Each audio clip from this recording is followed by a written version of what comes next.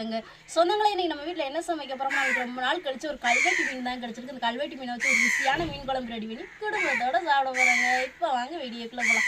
சொந்தங்களே வீடியோக்குள்ளே போகிறதுக்கு முன்னாடி உங்களுக்கு என்ன கருவாடு தேவைப்பட்டாலும் நம்ம வீடியோக்குள்ள கான்டாக்ட் நம்பர் கொடுத்து கால் பண்ணி வாங்கிக்கிறோங்க. சொந்தங்க என்ன சூடாச்சுங்க வெந்தயம் போட்டுக்கிறோம், வச்சுக்கிட்டு வெங்காயத்தையும் சேர்த்துக்கிறோம், கருவேப்பிலை சேர்த்துக்கிறோம், 3 பச்சை மிளகா சேர்த்துக்கிறோம். சொந்தங்களே வெங்காயம் பச்சை மிளகா எண்ணெயெல்லாம் நல்லா வதங்கி வந்து வச்சு நம்ம தக்காளி சேர்த்துக்கிறோம். சொந்தங்களே வெங்காயம் தக்காளி பச்சை மிளகாலாம் நல்லா எண்ணெயிலே கொஞ்சம் நேரம் வதங்கி வந்துருச்சு. நம்ம மசாலா சேர்த்துக்கிறோங்க. மஞ்சத்தூள் சேர்த்துக்குருவோங்க, மிளகாத்தூள் சேர்த்துக்குருவோங்க, குழம்பு மசாலா சேர்த்துக்குவோங்க. சொந்தங்களே இந்த மசாலையோடைய கரைச்சி வச்ச புளியும் சேர்த்துக்குருவோங்க.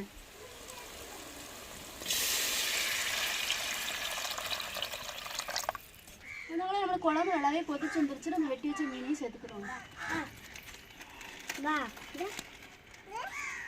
நம்ம அரைச்சி வச்சிருக்க தேங்காயும் சேர்த்துக்குருவோங்க. குழம்புக்கு தேவையான உப்பு சேர்த்துக்குருவோங்க.